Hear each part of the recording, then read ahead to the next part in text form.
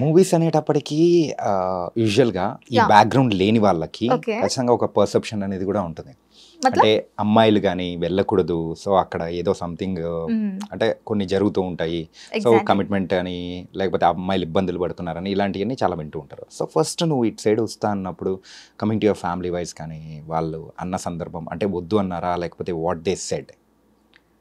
Mummy, డ్యాడీకి little bit కూడా interest లేదు. యాహ్!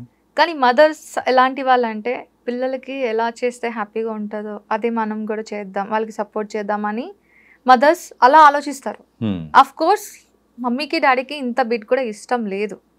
కానీ మదర్ ఏంటి అంటే నా కూతురు గురించి నాకు తెలుసు కదా! దానికి ఏది ఇష్టమో దాన్ని మనం సపోర్ట్ చేద్దామని మదర్ సపోర్ట్ చేశారు. నిజం చెప్పాలి అంటే ఆఫ్టర్ మ్యారేజ్ నా హస్బెండ్ సపోర్ట్‌తోనే నేను ఇంతవరకు రాగలిగా. వావ్!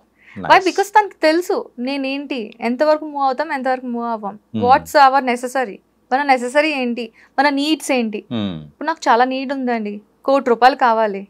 ₹1,00,00,000 కావాలి కదా అని చెప్పి ఎవడు ₹1,00,00,000 ఇస్తాడో ఆ పని చేసే టైప్ కాదు నేను. హ్మ్.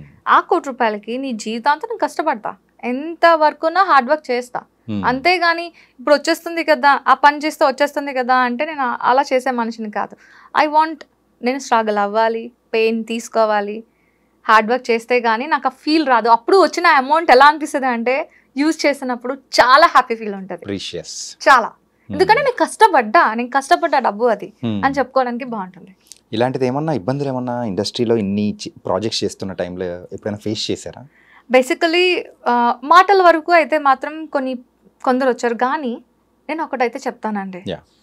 ఎవరైతే ఇలాంటివి అడుగుతున్నారో, ఇలాంటివి జరుగుతున్నాయో వాళ్ళు not a real directors, not a real industry. వాళ్ళు ఏంటి అంటే ఇండస్ట్రీ ఒక పేరు పెట్టుకొని మిగతా వాళ్ళు చిన్న చిన్నవి ప్లేసెస్ పెట్టేసుకొని బతికేస్తున్నారు, పేరు పెట్టుకొని ఏం కావాలనుకుంటున్నారో చేసుకుంటున్నారే తప్ప హ్మ్. రియల్ యాక్టర్స్ వాళ్ళకు ఒక ఇంట్రెస్ట్ ఉంటుంది. ఇప్పుడు మన ఎవరు సలార్ డైరెక్టర్ ప్రశాంత్ నీల్ సార్ ఉన్నారు. హ్మ్. ఆయన ఏ స్టేజ్ నుంచి వచ్చారో మీకు తెలుసు కదా, యా. ఆయన ఒక సిచ్యువేషన్ ఏంటి తెలుసు కదా. ఆయన ఒక మాట అన్నారండి, హ్మ్. ఎవరైతే బాగా స్ట్రగుల్ అవుతూ ఉన్నారో వాళ్ళకి నా ప్రాజెక్ట్ వైజ్ చిన్న ప్లేస్మెంట్ అనేది ఇస్తాను. అది 2 minutes అవ్వచ్చు, 2 seconds అవ్వచ్చు. ఆ ప్లేస్మెంట్ అయితే నేను ఇవ్వగలను. వా. ఆ తర్వాత వాళ్ళు గ్రో అప్ అయ్యేది వాళ్ళ చేతిలో ఉంటుంది, నాకు అంతే. సంబంధం లేదు అని ఆయన అన్నారు. ఆయన అన్న మాట నిజం చేసుకున్నారు. హ్మ్. అంతే కదా అండి. యా. నాకు ఇచ్చారు అంతే 2 minutes of 2 seconds of place. Hmm. I'm using that. అది యూజ్ చేసిన తర్వాత లైఫ్ అనేది నేను ఇప్పుడు ఇలా ఉన్నాను అంటే దానికి కారణం ఆ ప్రాజెక్ట్. యా. సో ఆయనకి ఎలాగైతే ఉన్నాయో అలాగే ఉంటాయి కదా, హ్మ్. అవి నిలబెట్టుకోవాలి. కానీ ఆఫ్టర్ యాక్సిడెంట్ ఇన్ని సంవత్సరాల తర్వాత సో ఫస్ట్ ఇంటర్వ్యూ అనేది కూడా నాకు ఇవ్వడం అనేది కూడా it was very very happy and it was thank you so nice. Much. You also such a very nice guy. Yeah, thank you ఇంకా not at completed. And as a అమ్మాయిగా so ఎప్పుడైనా ఇబ్బందిగా ఫేస్ చేసిన సందర్భాలు కానీ అట్లాంటివి ఏమన్నా ఉన్నాయా? నేను అమ్మాయిని కాదండి, నేను ఇప్పుడు అది మర్చిపోవాలా? నేను అబ్బాయిని కాదండి, ఆంటీని. ఓకే, ఆంటీ ఆంటీ అని మీరు అనుకుంటున్నారా? అంతే, పిలవండి ఆంటీ అని లేదా అమ్మమ్మ అని పిలవండి. వై? Because Hmm. చాలా మంది క్వశ్చన్స్ వేశారు. Hmm. ఆంటీ అంటే చాలా మంది ఇష్టపడరు. ఆంటీ ఏంటి బే అన్న మాటలు కూడా వచ్చేస్తాయి కొందరు నోటి నుంచి. ఆహా. అరే మీరు పిలవండి రా. విత్ ఇన్ ఫ్యూ ఇయర్స్ లో పక్కా నేను ఒక డాటర్ నుంచి Hmm. వైఫ్ కి ఎలా షిఫ్ట్ అయ్యాను, Hmm. వైఫ్ నుంచి మదర్ కి ఎలా షిఫ్ట్ అయ్యాను, ఆఫ్టర్ దట్ పక్కా ఆంటీ నుంచి అమ్మమ్మకి షిఫ్ట్ అవుతారు. సో ఎందుకు భయపడాలి? కాల్ మీ ఆంటీ, నేను హ్యాపీ, నాకే భయం లేదు. ఓకే, అంతే కదా. వాట్ నెక్స్ట్ అనేది మనకు తెలిసినప్పుడు దేనికి ఇది అవ్వాలి? ఇప్పుడు నువ్వు ఆంటీ అని పిలిచినంత మాత్రాన నేను ఆంటీని అవ్వచ్చు అవ్వకపోవచ్చు. వాట్ ఈస్ మై ఇంటెన్షన్ నాకు తెలుసు కదా. అలా అనమాట, చాలా స్ట్రైట్ ఫార్వర్డ్ నేను. ఓకే. తెలుసు అంటే మీ మాటల ద్వారానే అర్థమైపోతుంది, very straightforward. Yes. And it was very nice. And ఇలా స్ట్రైట్ ఫార్వర్డ్గా ఉన్నప్పుడు ఏదైనా కానీ అవకాశాలు అరే వచ్చినట్టే వచ్చి పక్కకి వెళ్ళిపోయిన సందర్భాలు ఏమైనా ఉన్నాయా? Yeah of course. ఇప్పుడు ఎవరైతే ఇండస్ట్రీ పేరు చెప్పుకొని బతుకుతున్న ఎదవలు ఉన్నారో, ఎదవలు ఉన్నాను అంటే చూడండి నేను ఎంత స్ట్రైట్ ఫార్వర్డ్గా అన్నాను. అందరూ అలా ఉండరండి. ఇండస్ట్రీ అన్నాక ఒక్కటి మాత్రం నేను చెప్పగలను, అది టాలీవుడ్ అవ్వచ్చు, బాలీవుడ్ అవ్వచ్చు, ఏదైనా సరే ఒక మనిషికి సపోర్ట్ ఇచ్చేటట్లే ఇండస్ట్రీ ఉంది తప్ప పాడు చేసేయాలి, నాశనం చేసేటట్లు ఇండస్ట్రీ లేదు. కానీ ఇండస్ట్రీ పేని యూజ్ చేసుకొని కొందరు ప్లేస్మెంట్స్ ఉన్నారు కదా, వాళ్ళు నుంచి వచ్చే కాల్స్ ఎలాంటివి అంటే, మేడం గారు నేను చూసానండి, ఈ క్యారెక్టర్కి మీరు సరిపోతారు, with commitment 25K, without commitment 15K, okay అని కాల్ వచ్చింది నాకు. నేను అన్నాను, ఇప్పుడు ఆ క్యారెక్టర్ చేయడానికి కమిట్మెంట్ ఇస్తేనే క్యారెక్టరా అండి? సరే మీరు ఉంచుకోండి, నాకు money doesn't matter, not necessary. I want fame, I want character, అంతే కదా. మనం చేసామంటే ఒకరికి ఇన్స్పైర్ అయినా అవ్వాలి, లేదా మనకు నచ్చిందైనా అయి ఉండాలి తప్ప వారికి యూజ్ అయ్యేలాగేంటి. అఫ్ కోర్స్ నేను పడుకోను అనట్లే, వాడేస్తున్నాను అంటే అర్థం చేసుకోండి.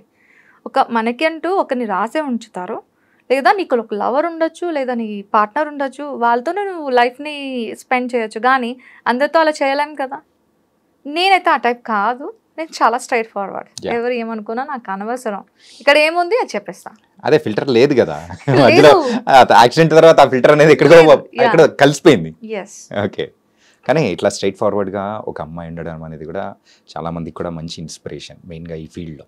సో ఇలా ఉంటే సో పర్ఫెక్ట్ అవకాశాలు ఖచ్చితంగా వస్తాయి. టాలెంట్ ఉందంటే పక్కా వస్తాయి. ఒకటి మీరు అన్నారు కదా ఇప్పుడు ఈ మాట, ఒక అమ్మాయిల కోసం చెప్తున్నారు కదా, ఒకటైతే నేను చెప్పగలను, you have a skills, you have a talent, నువ్వు దేనికి ఆలోచించద్దు, జస్ట్ ఒక్క స్టెప్ ముందుకేయండి, మీరు ఏది అనుకుంటున్నారో అది చేయడం జరుగుతుంది. దేనికి భయపడే అవసరమే లేదు. కొందరు కొన్ని మాటలు అంటారు, కొందరికి కొన్ని నెససరీస్ ఉంటాయి, అవి కామన్, తప్పేంటి. ఇప్పుడు వాళ్ళకి ఒక నెససరీ ఉంటుంది, వీళ్ళకి ఒక నెససరీ ఉంటుంది. ఇఫ్ నీకు ఇంట్రెస్ట్ ఉంది ఫాలో, ఇంట్రెస్ట్ లేదు చూడదు, అంతే కదా. అండ్ ఇందాక మనీ గురించి మాట్లాడారు కదా, so coming to your financial wise, how settled you are? No, I'm completely zero. Okay, after accident నేను ఒక 5 to 6 8 అని చెప్పలేను, కానీ ల్యాక్స్ నాకు ఉంది, బ్యాక్ ఉంది, నేను ఫుల్ఫిల్ చేయాలి మొత్తం.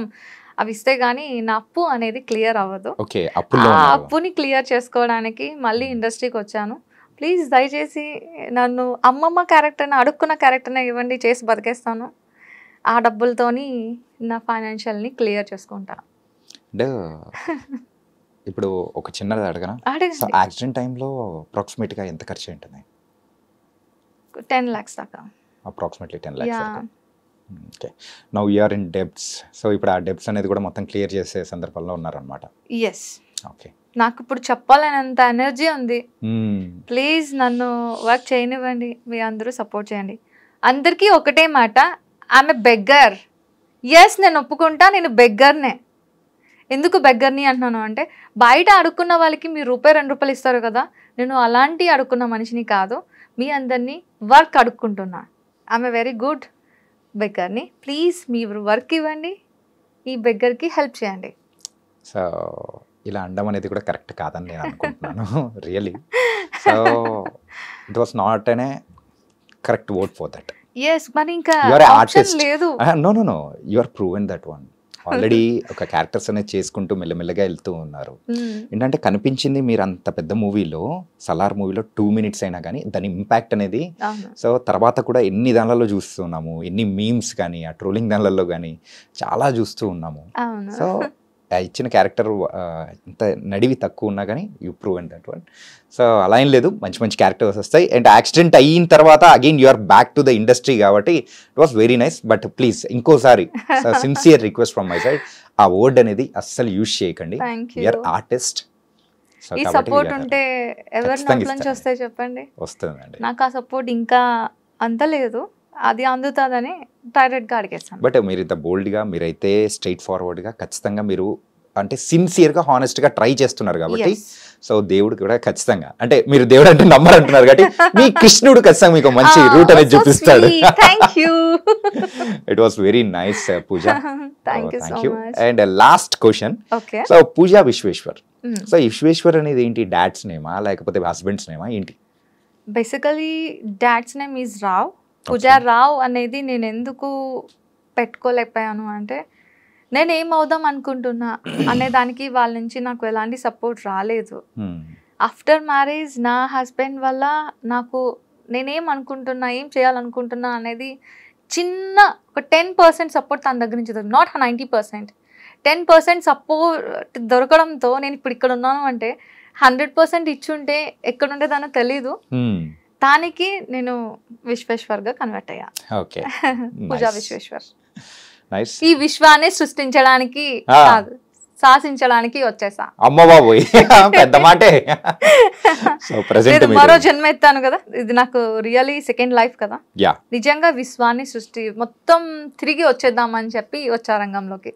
కానీ ఈసారి మాత్రం తెల్లవారుజామున స్కూటీ వేసుకొని వెళ్ళడాలు ఇట్లాంటివి మాత్రం చెయ్యకండి రియల్లీ. అండ్ ఆ హెల్మెటే మిమ్మల్ని మీ లైఫ్ ని కాపాడింది. So thank you for coming here and giving the interview. And పునర్జన్మలో మీరైతే ఇంకా మంచి మంచి క్యారెక్టర్స్ అనేది కూడా చేయాలని కూడా కోరుకుంటున్నాను. Thank you so much for that.